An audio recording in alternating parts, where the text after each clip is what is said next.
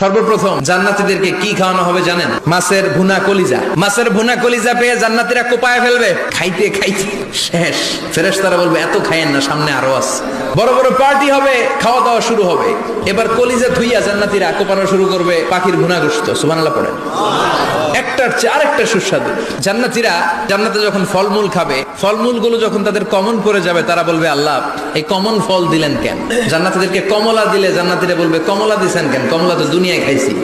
কলা দিবে, তো কলা দিছেন কেন? কলা তো দুনিয়ায় খেয়েছি। আল্লাহ বলবেন এই কলা দুনিয়ার কলার মতো না।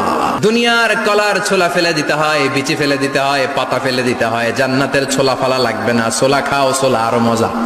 খাবারের পর্ব শেষ, এবার ড্রিঙ্কস এন্ড বেভারেজ। 4 ধরনের শরাব থাকবে আপনাদের জন্য। নাম্বার 1 মিনারেল ওয়াটার, বিশুদ্ধ পানি। নাম্বার 2 দুধের ঝর্ণা। নাম্বার 3 মধুর ঝর্ণা। নাম্বার 4 মদের ঝর্ণা। প্রাণ ভরে জান্নাতীরা এই মদ পান করবে। দুনিয়াতে মদ খাওয়া আমাদের জন্য হারাম। আমরা দুনিয়াতে মদ খাবো না, জান্নাতে যে খাবো কোপায়া।